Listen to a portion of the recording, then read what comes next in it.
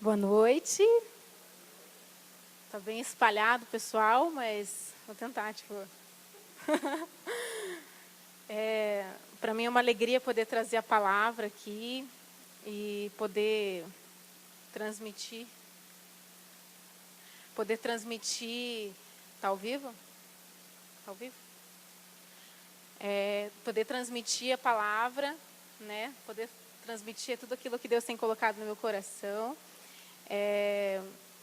O tema que Deus colocou no meu coração foi sobre casamento sob a ótica de Deus.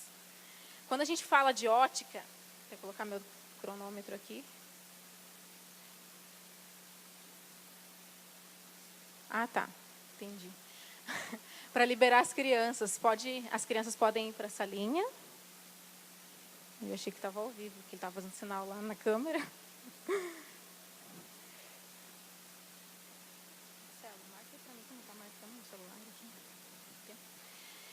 Então, vamos lá. Então, quando a gente fala de ótica, nós falamos de algo que nós enxergamos, algo que nós vemos. Eu até coloquei ali casamento, eu fiz um slide bem bacana para nós. E quando nós falamos de ótica, é algo que amplia a nossa visão. E quando nós falamos de ver, não é a forma como o mundo vê. Quando falamos que quando Deus vê, é a forma como Deus está enxergando e não a forma como nós enxergamos. Então, vou trazer aqui alguns princípios da forma como Deus enxerga para o casamento. Eu creio que vai ser algo bem edificante, porque nós sabemos que família é um grande desafio. Família é um desafio com as mudanças, com as adaptações.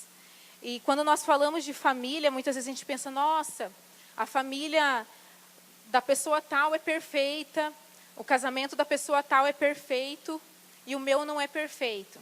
Ou a gente vê assim, na Bíblia parece que eu nunca vou conseguir chegar a ter aquele casamento perfeito. E muitas vezes a gente pensa assim, meu Deus, como que eu vou chegar nisso? E a gente entra num lugar assim que a gente fala, meu Deus, eu acho que eu nunca vou conseguir ser isso. A gente também não busca em ser isso, mas a Bíblia é muito clara em dizer que existem diferenças.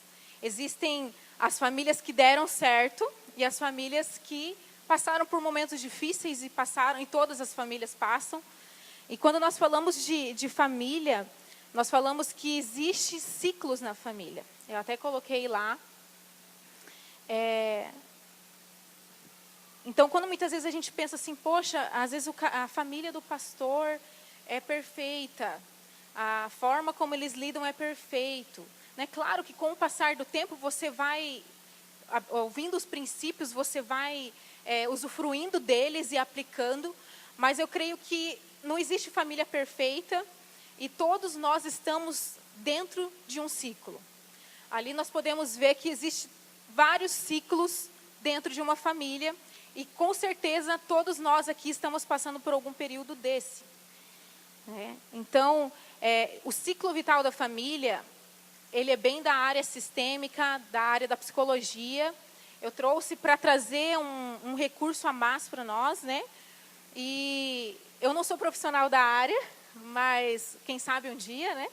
Mas a minha irmã é psicóloga, eu sempre pego uns feedbacks com ela nessa questão de terapia familiar, terapia de casal, e eu vou trazer alguns conteúdos para nós que vai enriquecer e trazer um norte para a gente realmente nessa questão do casamento. Então, o ciclo vital da família, os especialistas, psicólogos consideram que a família existe formado como se fosse uma espiral. A espiral é como se fosse uma mola. Então, toda família passa por ciclos. Toda família, constantemente, nós estamos passando por ela. E esses ciclos, a gente considera lá o jovem solteiro, que ainda tem aquela autonomia, que às vezes ainda está na casa do pai, às vezes ainda está na casa da mãe. Né? A família sem filhos, né? A família com crianças, a família com adolescentes, a família no meio da vida, lançando os filhos, seguindo em frente, a família no estágio tardio. Então, nós podemos ver que em algum momento, como indivíduo, você e eu, estamos passando por um momento. Por isso que eu digo que qualquer pessoa que pode ser o presidente, muitas vezes a gente acha, nossa, ele tem uma família perfeita. Não, todos nós estamos em constante adaptações, em constante mudanças com esses ciclos, e esses ciclos significam que toda vez que há uma mudança de ciclo, há uma mudança de adaptação. Toda vez que nós somos solteiros e nos casamos, há uma mudança de padrão, há uma mudança de adaptação, há toda uma estrutura onde você começa a colocar seus devidos papéis. Quando chega os filhos, né, a gestação, os filhos, isso começa também a gerar um novo sistema.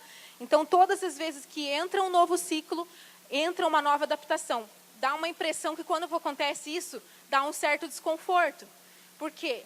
Há novos papéis a serem ditos, há novas mudanças a serem experimentadas. Então, eu creio assim, até trouxe o desafio, por exemplo, de casamentos que têm filhos pequenos. Só para a gente ampliar, eu não vou entrar nisso, eu creio que seja uma oportunidade nos próximos cultos a gente poder falar sobre os desafios do ciclo, principalmente nós jovens casais que estamos passando por filhos pequenos às vezes, ou às vezes a pessoa, família no meio da vida, lançando os filhos. É um momento que os filhos saem de casa e fica aquela síndrome do ninho vazio, aquele sentimento, meu Deus, e agora está eu e meu marido novamente. Então, nós passamos por essas fases. E cada fase exige de nós uma mudança conjugal, uma adaptação conjugal. Como que eu vou fazer? Agora estou com um filho. Como que agora eu vou abordar? Como que eu vou viver? Tem tantas coisas que interferem. E, por exemplo, desafios de casamento com filhos pequenos são as novas tarefas e atribuições, né, que são a divisão de tarefas domésticas, cuidados com o bebê, banho, mamada, fralda. Então, existe um novo sistema.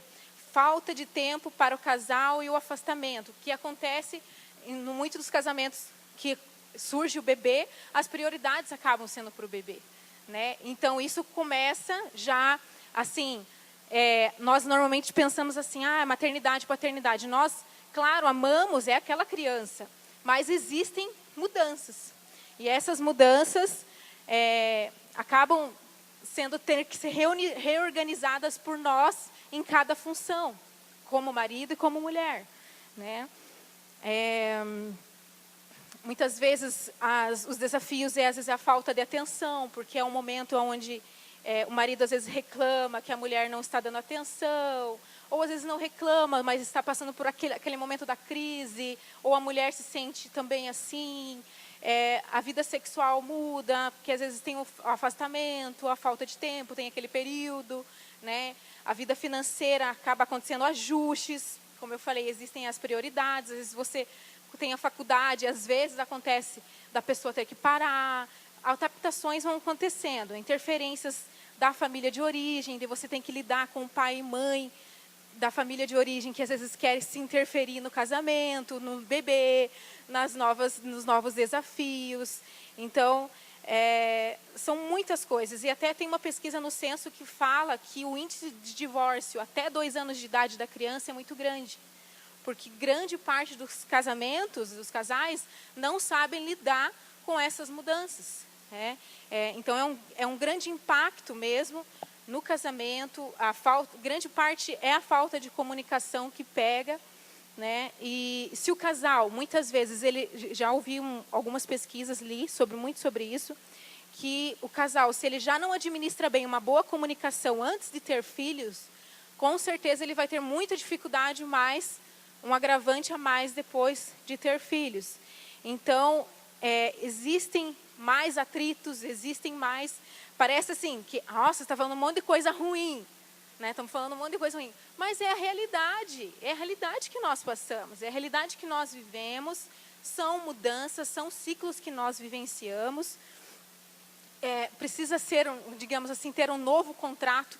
Os psicólogos falam de ter um novo contrato, porque você tem uma expectativa ao teu marido e às vezes ele não está correspondendo naquele momento àquela expectativa. Então, alinhar as expectativas, isso é muito importante, né? Então, é só para abranger, eu não vou entrar nessa questão do ciclo, a gente pode ter um outro dia sobre essa questão. E como se forma uma família, então? Toda vez que se forma uma família, é quando se forma um casal. Lá pode passar, Lu? Fala, a definição na sistêmica, eles usam assim.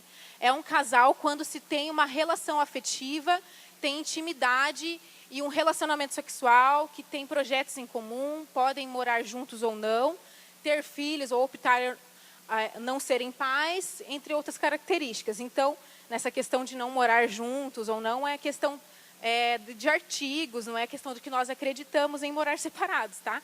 Mas é uma definição do que é ser um casal. Isso é uma definição bem clara. Então, quando duas pessoas escolhem para ser um casal, eles formam um novo sistema. Pode passar, Lu. Quero que vocês... Não, antes. Ó, lá. Começa um novo sistema. Então, nesse novo sistema, ele é estruturado a partir de experiências que nós tivemos na família de origem. Então, o casal ele só se estrutura, a sua base, a sua forma de lidar, tanto a mulher quanto o homem, é por todas as experiências advindas da sua família de origem. Daí a gente pensa, nossa, mas você vai ficar falando da família de origem? Né? Tipo, casamento agora, né? O nosso futuro agora, casamos e... Não existe isso. Nossas bases, os nossos fundamentos são adquiridos através da nossa família de origem. Pode a gente querer ou não, temos como consequência isso. Ainda que possamos acreditar que é possível deixar de pertencer a uma família, porque muitas vezes a gente, eu detesto, eu não quero viver o que meu pai e minha mãe viveu, então assim, vida que segue, futura nós dois e deixa para lá. Mas não é assim. Vocês já vão entender o porquê. Então, assim, ainda que possamos acreditar que é possível deixar de pertencer a uma família, rompendo os laços com a família de origem e não nos enveredando na constituição de outra, mesmo assim, as lembranças e as memórias de um convívio familiar ficarão marcadas por toda a nossa história, podendo ser acessada em qualquer momento. Então, muitas vezes você teve um pai que ele sempre chegava em casa, tua mãe era deixada de lado, e muitas vezes você teve um pai que chegava em casa, era indiferente, sentava no sofá e não dava bola para ninguém, só vivia a vida dele. E muitas vezes hoje você se vê como homem repetindo as mesmas coisas, né? Tendo uma repetição disso. Daí você fala, meu Deus, aquilo que eu mais detestava no meu pai, eu sou igual. Aquilo que eu mais detestava na minha mãe, eu sou igual. Então, isso se forma como padrões de relacionamento e padrões de funcionamento que são transmitidos geracionalmente. Então, muitas vezes são atitudes, são tabus. Daí acontecem os conflitos, porque você casou com uma pessoa que guarda o vinagre dentro da geladeira. Daí o teu marido guarda o vinagre fora da geladeira. Um exemplo de um tabu, de uma atitude, entende? Então, são coisas da família, não, porque quando no início do casamento a gente falou, não, mas eu guardo não sei aonde na geladeira. E ele falava, não, mas a minha mãe me ensinou que eu guardei assim. Então, nós viemos com essas características, né? O meu jeito está certo, entendeu? Do teu jeito, do outro fala, o meu jeito está certo. Mas assim, para funcionar o sistema, uma hora a gente entra num acordo, em nome de Jesus, né? E você padroniza o teu sistema familiar, né? Então, essa questão de família de origem, não tem como a gente falar de casamento sem falar de um indivíduo pessoal. A gente não tem como separar e falar casado. Mas a gente viemos como indivíduos, somos indivíduos diferentes, né? Vou dar um exemplo. O noiva e o noivo se casam, e está lá o pastor, né, ali. O noivo e a noiva estão aqui, eu declaro, né, que eu serei fiel, ali. E você, às vezes, hoje quem está noivo vai ter a oportunidade de ouvir isso, né? Porque às vezes agora está casado, agora você se abraça, né? Agora lascou. Mas assim, você e o seu marido carregam uma bagagem nas costas, uma mochila. Então, você além de eu aceito você como meu esposo, eu aceito também a bagagem dele, né? Eu aceito também aquilo que ele viveu. Por quê? O que é essas bagagens? É a forma da criação. Todos nós temos bagagens. A forma da criação, o ensinamento dos pais, as experiências antigas, histórias, os traumas, visão de mundo, porque às vezes você foi criado de uma outra forma, opiniões diferentes, educação, cultura, caráter, que você às vezes foi criado com caráter repreensível, da outra família não teve nada disso, formação, gostos, valores, habilidades, experiências familiares, comportamento, as frustrações mal resolvidas. Então, tudo isso na bagagem. Os conflitos na infância e tantas outras vivências. Então, é na família de origem que é onde tudo começa. A gente pensa, não, agora eu vou começar meu casamento. Mas é na família de origem lá que começa a construção da nossa identidade, que começa a transmissão geracional. É lá na tua família de origem, quando você era criança, que foi criado. Então, que você teve uma preparação para a vida. É lá que a gente recebeu as nossas crenças espirituais, as nossas crenças de vida. Então, foi no nosso berço de família que tudo se originou quem nós somos hoje. Então, quando até coloquei essa frase lá, quando nós saímos da nossa família de origem, fala se estamos liberados para viver um novo sistema saudável, né, da forma saudável. Eu coloquei lá, ó, bagagem, né? Então, assim, nisso tudo que eu quero começar falando, já estou falando bastante, mas nisso tudo que eu quero começar falando, eu vou falar sobre o primeiro casal da criação, que foi o primeiro casamento sonhado por Deus, que era o ideal para aquele casal viver até a eternidade da melhor forma. Mas mesmo aquele casal que a gente pensa muitas vezes assim, eles ficaram, imagine, no paraíso de férias, né? Digamos assim. Mas não, Deus estabeleceu princípios para eles, né? Deus estabeleceu primeiro, para o primeiro casamento, e isso serve para nós hoje. E o primeiro ponto que eu quero falar é: o ser humano é um ser relacional. Então, Adão se encontrava ali no jardim e ali ele estava diante de todos os seres viventes. Ali já tinha... Eu não vou abrir Gênesis, gente, porque eu creio que todo mundo conhece a história de Adão e Eva, né? Mas, assim, eu vou citando as experiências, os princípios que Deus ensinou para o casamento ali e que fica muito claro para nós hoje. E é a mesma coisa que nós passamos hoje, né? Então, assim, Adão, ele estava ali diante de todos aqueles seres viventes, estava ali, Deus deu a ordem para ele nomeá-los, mas mesmo assim, Adão não era, ainda existia um vazio dentro dele.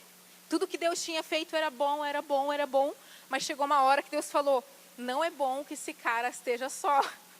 Vou ter que fazer alguma mulher para ele, vou ter que fazer alguma coisa para que ele seja completo. E ali em Gênesis 2:18, diz assim, que a mulher era alguém que o ajude e a complete. Então Adão, ele se sentia vazio, ele sentia que algo faltava.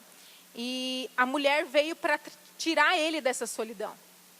A mulher veio para socorrer ele daquilo que nem mesmo ele iria conseguir socorrer.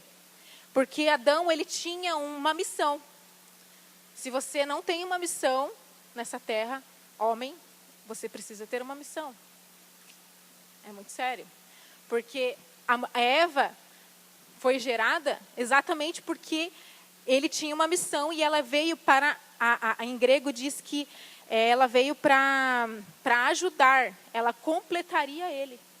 Então, algo que faltava, algo que veio socorrer ele naquilo que ele mesmo estava faltando.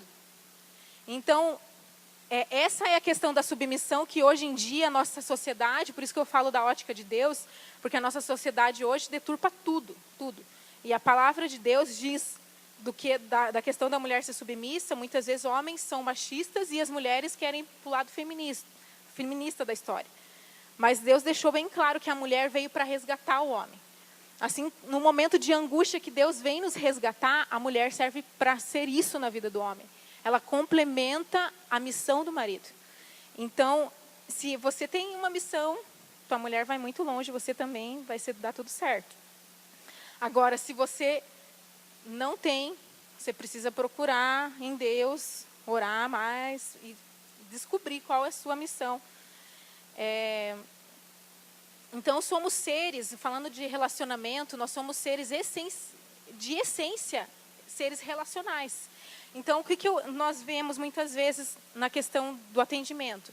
Muitos casais que muitas vezes estão morando na mesma casa, já estão casados, mas não tem nenhum tipo de conversa, não tem diálogo. E não é de se espantar, porque é o que muitas vezes é o que as pessoas estão vivendo.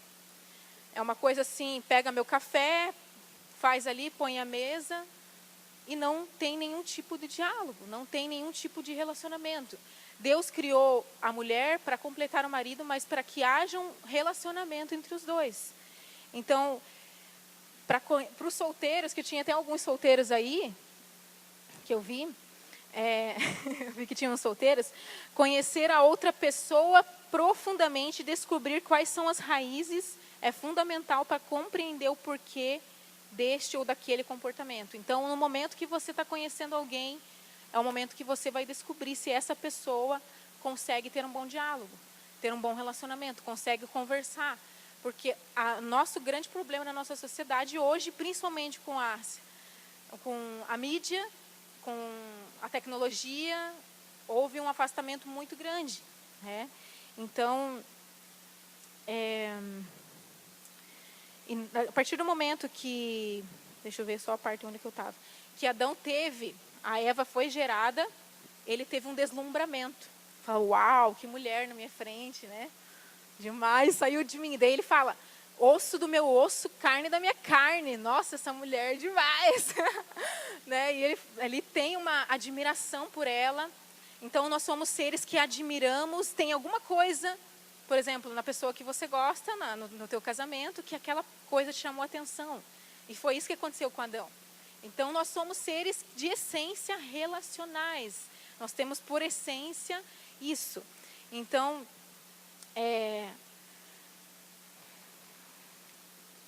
então a Eva ele tinha tanta essa admiração porque ele foi extraído dele, foi algo que foi parte dele. Então ele valorizava aquilo. Então, diante daquele deslumbramento, Deus instrui sobre diretrizes relacionais sobre o casamento. Que uma delas está ali, logo que ele fala ossos dos meus ossos, carne da minha carne, em Gênesis 2, 24, ele fala, o homem deixará pai e mãe e se unirá à sua mulher e se tornarão uma só carne. Aqui fala sobre maturidade e autonomia emocional. Então, assim, a primeira diretriz que Deus, depois que ele ficou deslumbrado, foi sobre maturidade e autonomia emocional. O que isso significa?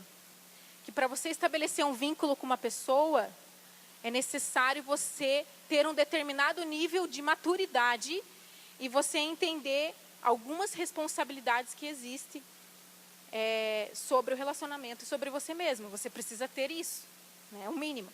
E quando não há um grau de autonomia emocional em relação à família de origem, a pessoa nunca se vincula efetivamente com o seu cônjuge.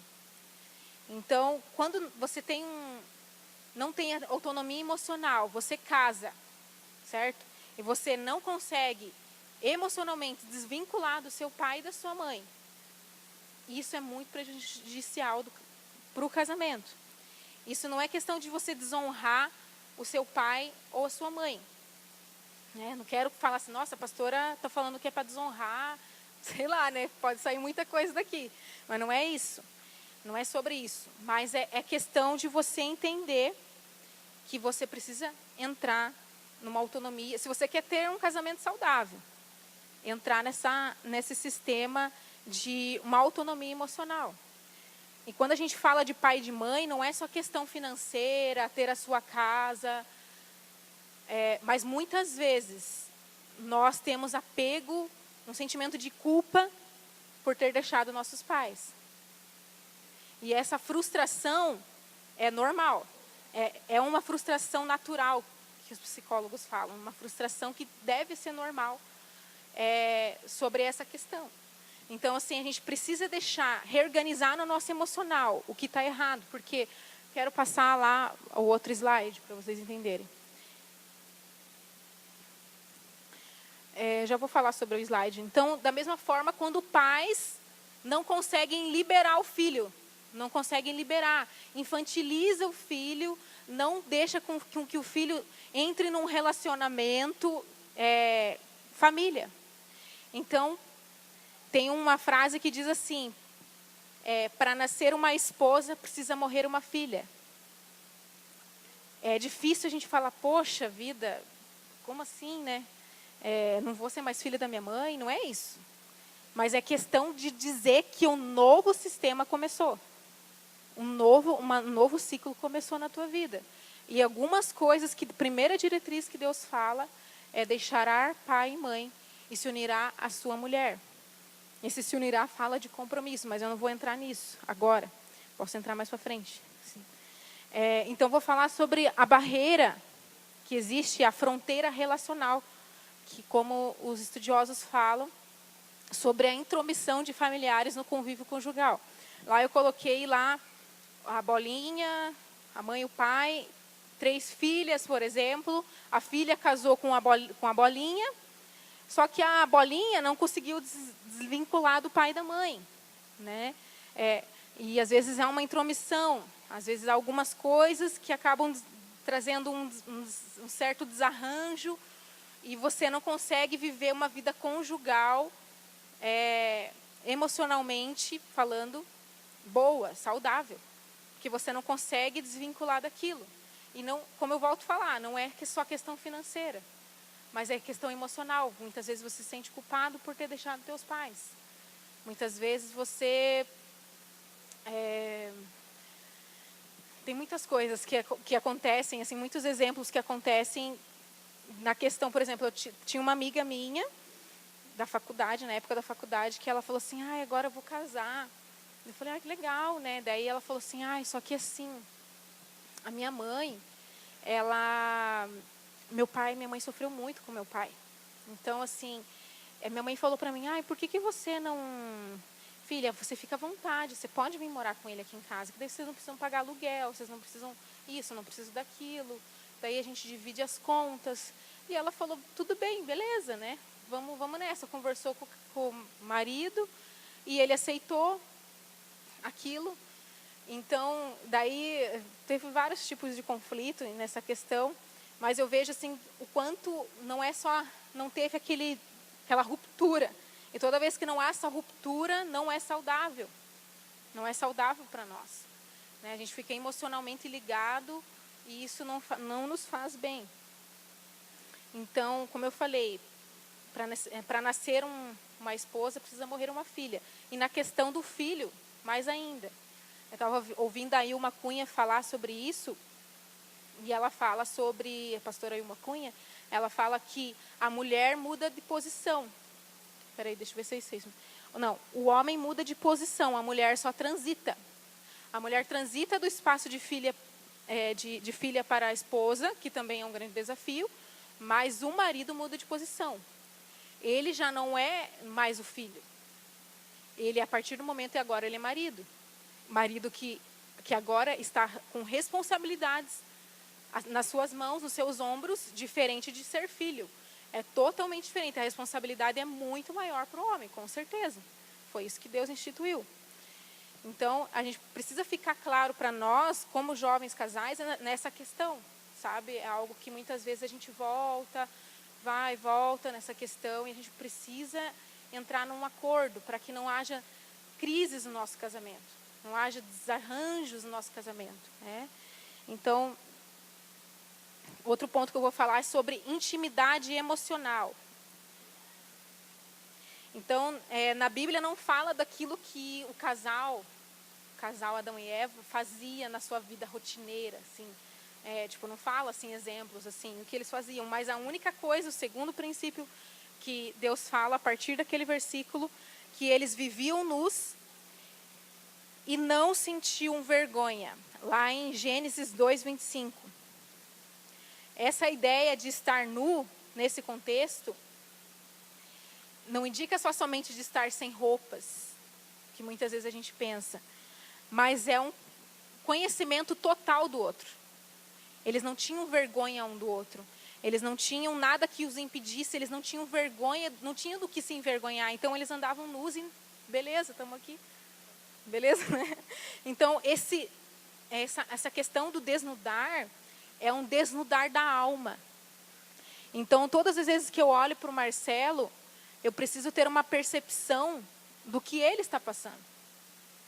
É uma transparência que eu preciso ter com ele. Né? Então, essa questão no nosso casamento precisa existir. Né? O homem e a mulher não tinham absolutamente nada a esconder um do outro. Conheciam e eram conhecidos profundamente na intimidade da alma um do outro. Não tinha nada que os impedisse. E na busca da intimidade relacional, o casal precisa dar-se a conhecer um ao outro. Então, nós precisamos nos preocupar com a nudez do outro. E nessa questão da nudez, não é só questão de pecado apenas, que eu já vou entrar nisso. Mas é questão assim, o que eu penso, às vezes algo que o Marcelo fez me incomodou, às vezes aquilo que eu falo me incomodou, e eu não estou sendo transparente. Então, esse desnudar fala de você ter uma intimidade emocional com a pessoa, de você realmente rasgar o teu coração para essa pessoa, que você está casado. E para quem vai casar, segue a dica, que é essencial. Então, a gente precisa se importar com essa questão. O que às vezes você falou, às vezes o Marcelo falou uma coisa atravessado para mim, que eu preciso falar para ele, olha, isso eu não gostei. E às vezes os homens pensam assim, poxa, é besteira, a mulher enche de linguiça, para que essas coisas? Mas mulher é mais emocional e você precisa entender isso. Você precisa entender que às vezes algo afetou ela, tem dias que ela não está bem, que é os dias. E às vezes aquilo parece que entra tão lá dentro. Né? E nós mulheres, tem dias que nós estamos mais sensíveis. E precisa falar assim, olha Marcela, eu não gostei disso que você falou. Olha, a forma como você agiu comigo não foi legal. Isso me magoou. E o marido também, porque às vezes o cara fala, não, eu sou fortão, eu sou isso, eu sou aquilo, e não fala. Só que vai gerando tantas coisas debaixo do tapete, que chega uma hora que acontece o quê? Está numa briga, começa a jogação de cara, né, daquilo que aconteceu lá atrás, que não foi resolvido. Então, a gente precisa ter essa ligação de transparência um com o outro. E essa tarefa na questão do pecado também, muitas vezes a gente pensa assim, eu temo que o outro me abandone. Se eu falar para ela que aconteceu isso, ela vai se sentir mal, não vou falar, vou ficar quieto. Se descobrir o íntimo do meu ser, eu estou ferrado, porque ela vai brigar comigo. Muitas vezes eu tenho um egocentrismo escondido, a minha vida às vezes é de aparência. E às vezes só a gente sabe como pecador a gente pode ser. Às vezes você está passando por uma tentação, às vezes você não caiu, às vezes ou se você caiu, existem coisas escondidas. E isso é muito sério. Porque muitas vezes a gente tem medo de ser rejeitado pelo outro. Eu vou ser rejeitado, ou vai causar um transtorno. Mas, querido, já vou falar bem a verdade para vocês. Isso traz muitas brechas para o nosso casamento. Traz muitos malefícios, porque essas coisinhas são resquícios. E vai escondendo. Às vezes a esposa comprou... O que você comprou no mercado? Ah, então, eu comprei um Nescau. Mas, na verdade, você comprou um Nescau, você comprou bolacha, você comprou... E você não tem a transparência de falar a verdade. Essa é meia verdade. Então, eu não falei, mas meia verdade é mentira. É verdade. Então, a gente precisa falar, porque o meu marido é meio durão, assim, ele é meio que mão de vaca, então eu preciso ter que falar assim. Mas, gente, a gente não pode quebrar princípio. Deus sempre ensinou para a gente não quebrar princípio. Né? Então, a gente precisa largar a rejeição. A primeira atitude depois do pecado foi que eles se cobriram e se esconderam de Deus, pois sentiram vergonha. Vergonha de ser visto como falho e fraco. E muitas vezes eu não vou confessar aquilo, eu não vou falar que eu fiz aquilo, eu não vou falar que eu comprei aquele sapato escondido, ou que eu fiz alguma coisa escondida, porque eu tenho medo de mostrar minha fraqueza. Eu não posso mostrar minha fraqueza. Só que o casamento você vai construindo à base de mentiras. Você está construindo o teu casamento à base de mentiras. Isso é muito sério. Não é brincadeira. Então Deus, Ele não brinca com os princípios. Teu casamento está sendo construído à base de mentiras. E você está lidando dessa forma. Vocês estão se arruinando, muitas vezes. Vai gerando crise. E isso são coisas que estão debaixo do tapete. E muitas vezes medo de mostrar fraqueza, imperfeição.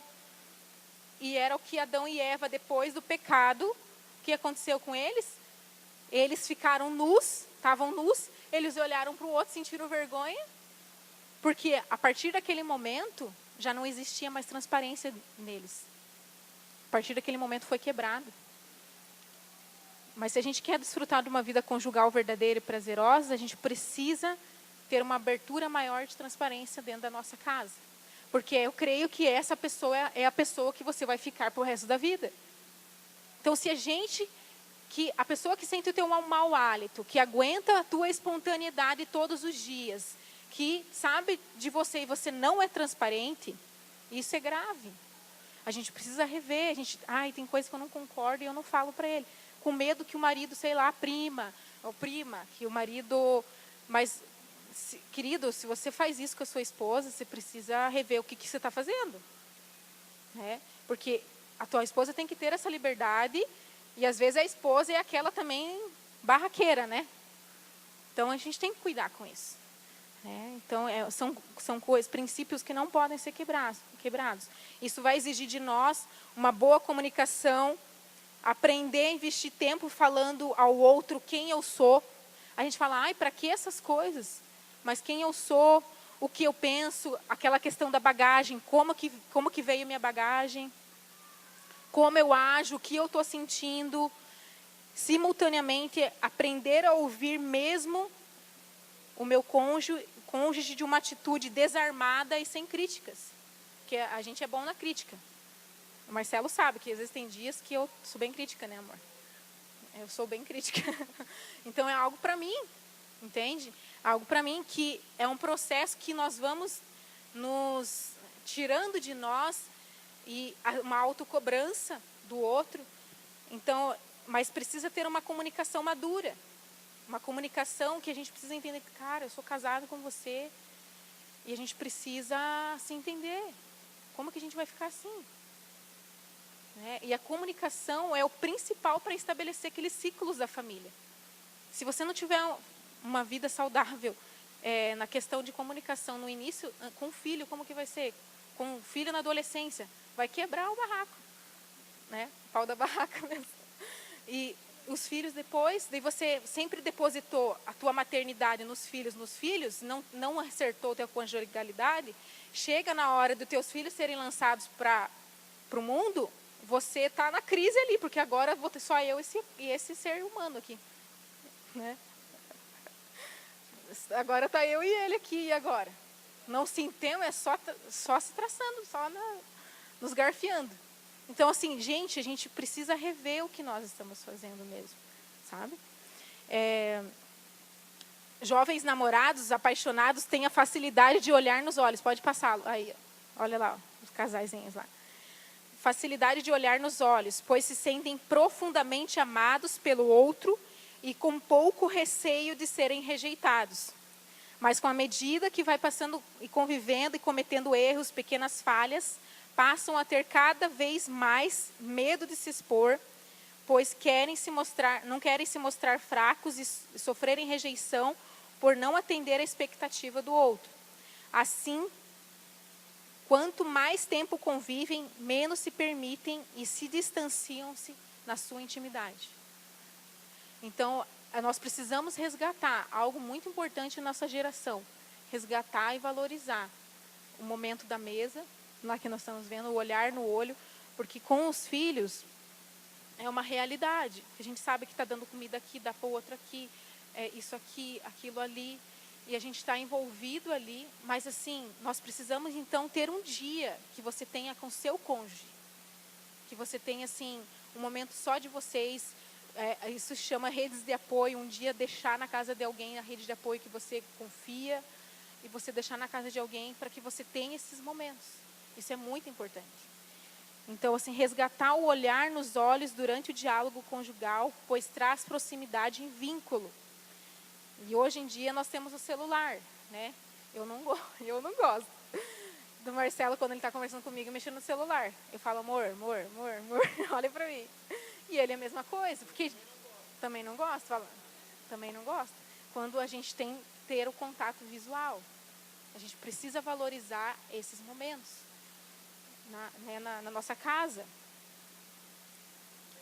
Amém? Verdade. A primeira crise do casal, a primeira crise do Adão e Eva crise é B.O., hein? Crise é B.O.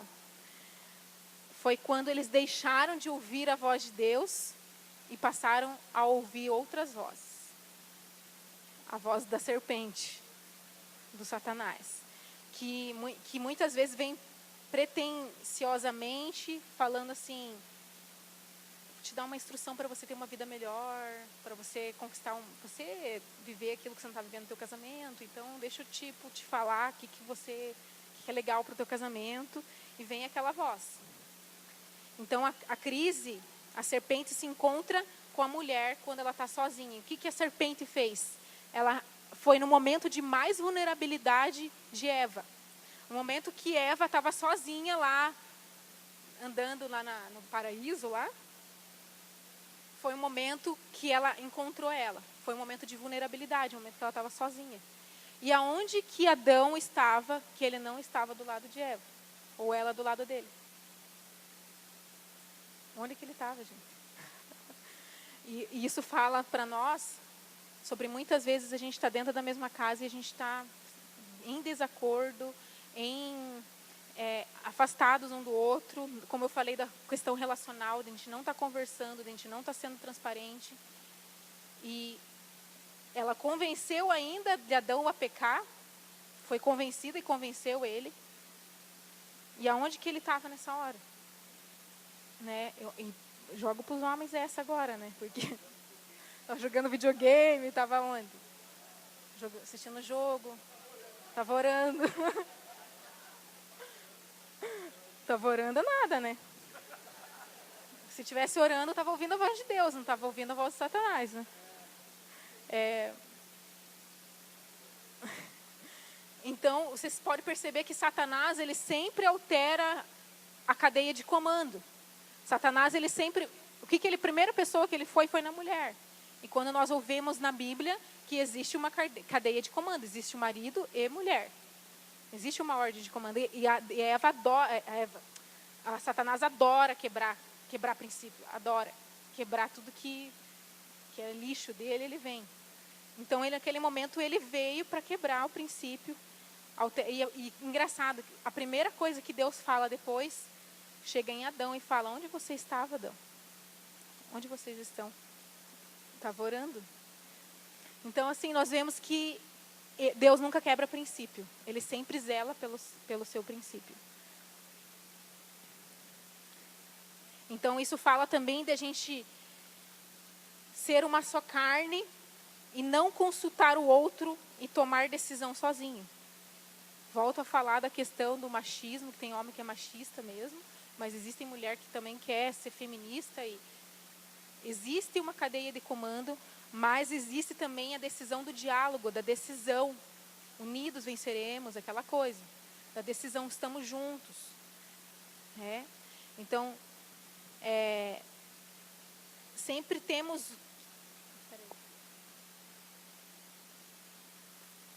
Então, a gente sempre tem que apontar para a busca da unidade e harmonia dentro do relacionamento. são necessários muitos minutos de diálogo construtivo, com uma escuta respeitosa e de coração aberto ao outro, que significa maturidade. Então, a questão de você não tomar nenhuma decisão sozinho. Porque, né, às vezes a mulher fala, olha, não faz isso, porque eu acho que não vai dar certo. Né? Assim, você vai querer que ela abrir aquela empresa e a mulher falou, e você fez. Né?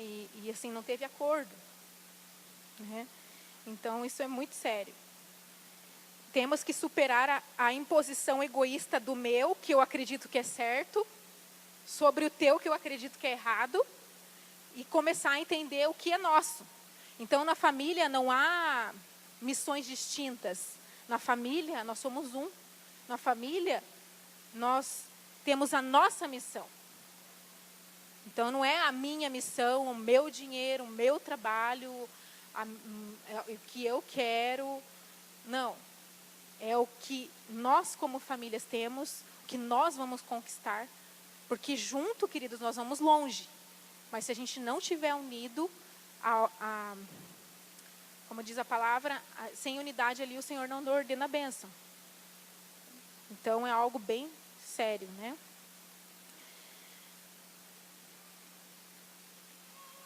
A crise passa essencialmente sempre pelo sensorial, sem buscar elementos racionais para avaliação da realidade. Então, Eva vê o órgão sentido,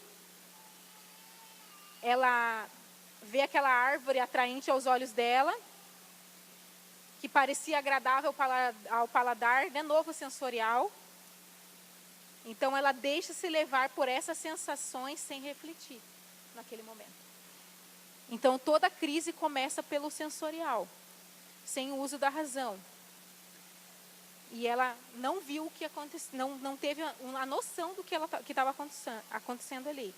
Adão deixa-se levar por Eva e busca pelo prazer sensorial. Quando o sensorial não está ligado à racionalidade, podemos ter sequelas desastrosas. Então, hoje em dia, quando o cônjuge trai um ao outro, ele está em busca de algo mais. Quer algo mais. O que significa isso? Sensorial. E esse sensorial sem racionalidade, queridos, você com certeza, para você trair, você não teve nenhum tipo de racional, né? A questão racional. Mas você acaba destruindo não só o seu relacionamento, mas também a autoestima do teu cônjuge e a construção dos valores dos seus filhos. Então, existem muitos homens e mulheres que buscam experiências por sensações e não percebem que transformam relacionamentos em padrões objetais. Porque a pessoa se tornou um objeto. Então eu traio, então eu vejo as pessoas como objeto, então para mim está tudo certo. E isso, para você, como pessoa, você se destrói. Né? E o prazer sensorial que é buscado transforma-se em desprazer e o vínculo harmônico do Éden é perdido. Já não há mais transparência entre o homem e a sua esposa. Então, a partir daquele momento que houve aquela crise, já não houve mais transparência, como eu falei. A crise, ela se intensifica quando tem troca de acusações. O que aconteceu? A culpa foi sua, não foi a mulher que tu me destes, a mulher não foi o homem. E aquela coisa, aquelas acusações e o não reconhecimento da responsabilidade vai gerando situações, mais situações, já é o final, na verdade. Já aconteceu o pecado ali. Já aconteceu muitas coisas até chegar ali. Então, geralmente, pensamos que o outro é o culpado, em vez de humilharmos e reconhecermos a nossa parcela de responsabilidade. Então, muitas vezes, ele me traiu porque ele é safado. Né? A gente vê muito casamento assim. Não é. Mas alguma coisa teve também da tua parcela. Existe parcela dos dois lados. Que às vezes ele pode ser safado mesmo, querendo só o sensorial. Mas existe a parcela que muitas vezes você errou em alguma coisa. Né? E sem humilhação não há manifestação da graça de Deus. O orgulho próprio nos impede de desfrutarmos de uma vida plena. Quando reconhecemos que erramos, é que crescemos. Depois de expormos nossas falhas, tememos que o outro perderá a admiração por nós. Por isso que Adão e Eva se cobriram, pois perderam a transparência. Então, consequentemente, há uma distância relacional, que se chama distância relacional. Quando a gente fala de distância relacional, temos muitas consequências depois disso. Porque vocês podem, o texto que o Hélito leu, de Caim e Abel, qual foi a consequência da distância relacional de Adão e Eva? Foi que os filhos dele, a gente pensa assim, poxa vida, nossos filhos estamos desse jeito e tá tudo escondido, não acertamos, não temos diálogo e acha que está tudo bem. E a gente acha que a gente não vai passar isso, esse padrão de comportamento, esse padrão de costume para os nossos filhos. Esse desrespeito, a gente acha que não passa. Essa desonra, a gente acha que não passa. A gente acha que está tudo bem. Mas, na verdade, o que aconteceu com Caim e Abel? Eles já estavam diante de um distanciamento relacional, primeiro do cônjuge, que é a autoridade espiritual na vida dos filhos. E segundo, que eles aprenderam tudo que os pais fizeram. E houve distanciamento dentro do lar. E muitas vezes, quando há esse distanciamento relacional, a mulher só se volta para a maternidade, como eu falei, só é aquilo, e há um distanciamento, o homem só vai trabalhar, é só trabalho. E sucesso, né? E a gente vê as famílias hoje em dia, a forma como eles se encontram. Então, a gente acha que acaba em nós, mas geracionalmente nós temos consequências gravíssimas. E altera, refletindo na conduta dos filhos. E a gente pensa, não, o filho está com um problema na escola, está com alguma dificuldade, às vezes não é nada cognitivo, às vezes é questão emocional. E a gente fala, não, tem problema, mas será que não tem uma raiz dentro de casa? Uma disfuncionalidade, uma bagunça na cabeça da criança. Então, isso só não altera a nossa vida, altera a vida dos nossos filhos. Estamos debaixo de um legado de maldição mesmo. Mas diante de tudo isso, depois que Cristo veio, nos tornou nova criatura pela cruz, pela ressurreição, a queda já não tem mais legalidade sobre nós. Mas pela graça, nós somos nova criatura, nós somos filhos de Deus e podemos novamente buscar a harmonia relacional em nossas famílias. E eu estava até comentando com a Fernanda, eu falei assim, como nós hoje temos o privilégio de ouvirmos palavras sobre família, sobre casamento, sobre essas instruções de como funciona a família, de como que acontece todo o ciclo, orientações. Nós temos hoje muitas coisas, graças a Deus, a igreja hoje é um suporte para a sociedade, e eu creio que vai, em nome de Jesus, muito mais. Mas assim, a gente precisa entender e começar a perceber que o poder do sacrifício de Jesus na nossa vida tem que valer, queridos.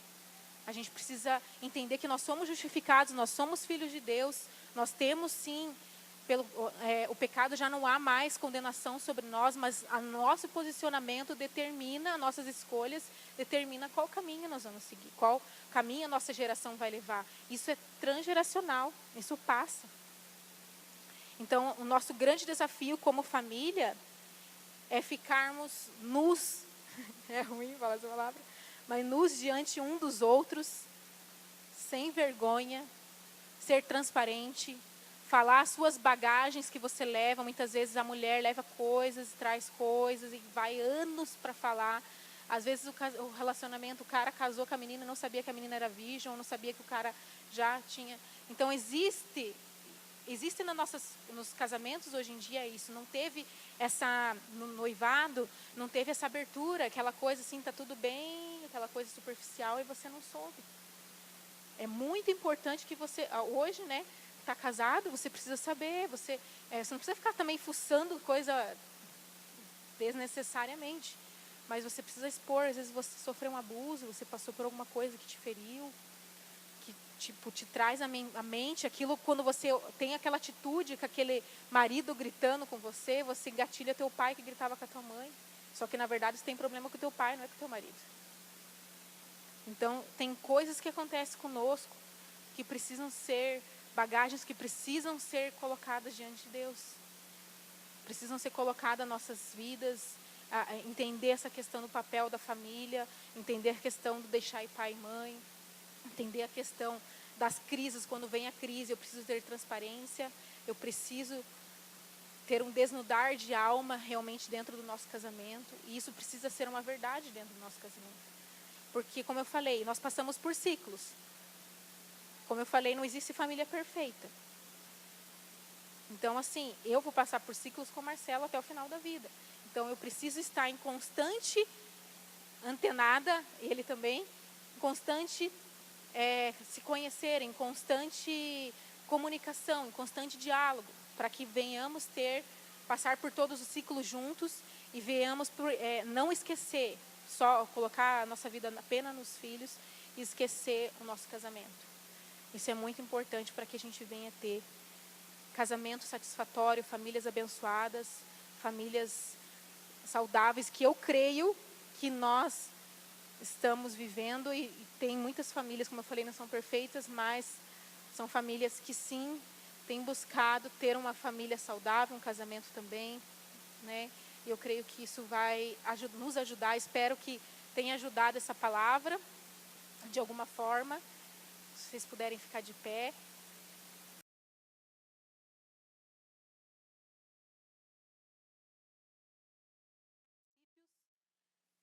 Louvorzinho, se tiver uma canção.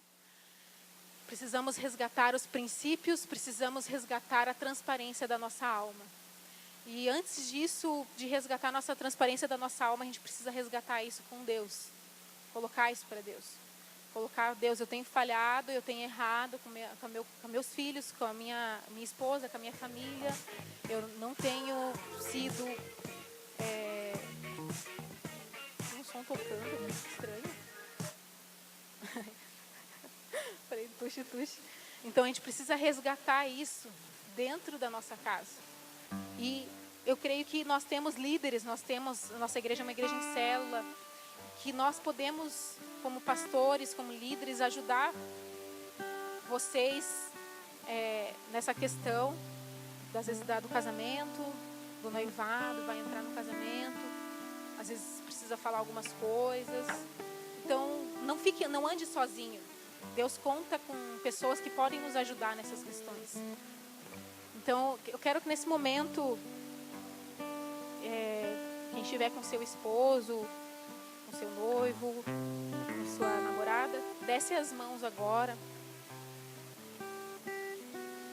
Eu acredito que em Jesus nós podemos todas as coisas, e pelo nome dele nós faríamos obras maiores, nossas famílias seriam redentivas, nossas famílias vão viver o propósito de Deus, nós vamos viver um avivamento, e esse avivamento começa dentro da nossa casa, dentro do nosso lar. Que nós possamos ter, Senhor, nessa noite nós colocamos nossos corações diante de Ti, colocando, Senhor, tudo que nós somos como indivíduo primeiro, antes de falar de casamento. Deus, muitas vezes são tantas histórias, são tantas bagagens, são tantas coisas que nós carregamos da nossa família de origem. E muitas vezes são tantas lembranças que muitas vezes nos remetem em nosso convívio conjugal, nossos desafios, Deus. Nós colocamos, Senhor, nossas vidas diante de Ti, Deus, para que nós venhamos liberar essa questão do pai e mãe, Senhor, nós venhamos liberar emocionalmente nossos pais. Nós possamos também liberar pai e mãe emocionalmente nas questões que ficaram na nossa família lá atrás. Muitas vezes nós tivemos experiências de separação com nossos pais, uma família totalmente disfuncional, Deus. E essas são as marcas que nós temos hoje, o medo de que a nossa família não dê certo. Muitas vezes, Deus, são tantas experiências que nós estamos vivendo que refletem o que nós vivemos lá atrás. E muitas vezes há tantas lacunas dentro de nós, na nossa criança interior que vivemos lá atrás. Eu te peço, Deus, venha com cura sobre nós nessa noite. Eu declaro, Senhor, todo mundo colocando a sua bagagem diante das suas mãos. Todas as nossas histórias, todas as nossas vivências com nossos pais, nós colocamos diante de Ti. E Pai, eu declaro sobre essa noite que todo o poder do inimigo seja emudecido em nome de Jesus, seja desfeito. Todo o poder das trevas contra nossas famílias, contra nossas casas. E eu declaro sobre esses casamentos, Senhor, casamentos redentivos, pelo poder do Teu sangue. Pelo poder do Teu sangue, Deus, nós possamos ser famílias com uma boa comunicação. Nós possamos ser famílias, Deus, com um bom diálogo, com um desnudar da nossa alma. Que nós possamos, Deus, expor, Deus, o que nós muitas vezes passamos nas nossas dificuldades. Muitas vezes são tantos acidentes que vêm, desemprego, tantas coisas que acontecem. Isso mexe com a estrutura dos nossos casamentos. Mas, Deus, que nós não venhamos nos perder, Senhor, diante dessas adversidades. Que nós não venhamos esquecer, Deus, que o Senhor é por nós, que o Senhor está conosco. Deus, eu declaro sobre os nossos casamentos, casamentos saudáveis, casamentos que irão se unir, famílias que irão se unir. Deus, filhos que irão ver, Senhor, uma unidade relacional dentro de casa. Que nós possamos enxergar, Deus, dentro do nosso lar. Deus, a paz do Senhor, um pedacinho do céu dentro do nosso lar, Deus. Eu declaro, Deus, os noivos que estão aqui, Deus, que tudo aquilo que o Senhor tem, os propósitos, Deus, que tudo venha a ser esclarecido, que tudo venha a ser visto nesse tempo de solteiro. E eu declaro, Senhor, que eles possam começar o casamento da melhor forma. Eu declaro, Deus, que quando chegar os momentos de relacionamento, eles já venham estar sendo prevenidos diante disso. Obrigada, Deus, pela sua palavra que nunca morre, que nunca nos deixa, e a sua palavra permanece para sempre. Nós estamos debaixo da tua autoridade, debaixo da tua graça. Nos ajuda, Deus, a ser esposas melhores, maridos melhores, maridos que têm uma missão, que estão debaixo de uma missão. Deus, que tem, Senhor, sonhos, que tem futuro, que tem planos para essa família, para essa geração de filhos. Deus, eu declaro, Senhor, famílias sendo aliançadas, famílias sendo restauradas. Eu declaro sobre esses jovens casais e profetizo, Senhor, essa geração será uma geração diferente daqui veio, que antecedeu, Senhor, porque nós hoje sabemos dos princípios, nós hoje estamos sendo prevenidos, nós hoje temos o privilégio. Obrigada, Senhor, que nós podemos em Ti, Senhor, ser novas criaturas, nós podemos em Ti fazer novas todas as coisas. E eu declaro, Senhor, sobre nossas casas, as bênçãos do Senhor sobre o nosso lar. Em nome de Jesus Cristo. Em nome de Jesus Cristo. Amém. Amém, queridos. Obrigado pela oportunidade. Que nós possamos estar muito mais tempo juntos. Amém? Obrigada.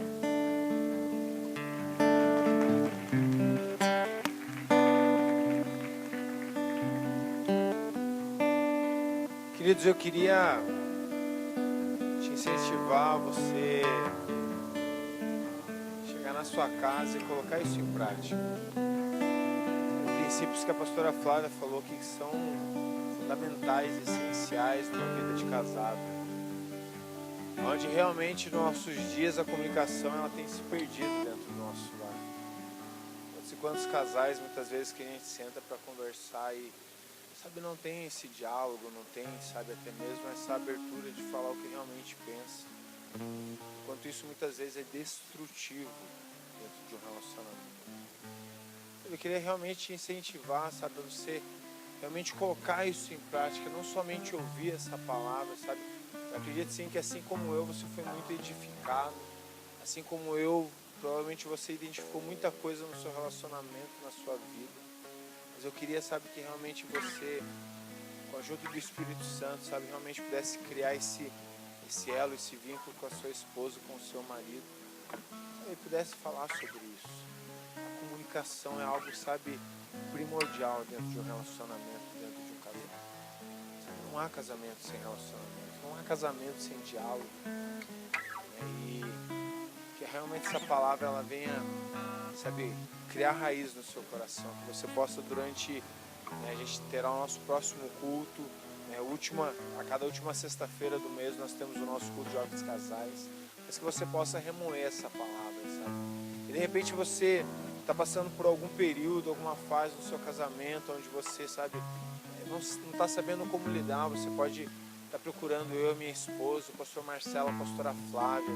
Nós estamos aqui para te servir, nós estamos aqui, sabe, para realmente compartilhar, não as nossas experiências, mas compartilhar a palavra de Deus com você, os princípios daquilo que Deus diz a respeito da fase que você está passando. Então, se você, de repente, está passando por algum período, né, algum ciclo, e você não está sabendo como lidar, pode nos procurar. Né? A gente quer realmente servir vocês. Amém? Queridos, não deixe de participar do nosso jantar. Procure o Jean e a Silvia lá atrás, né? Eles vão estar dando maiores informações para vocês.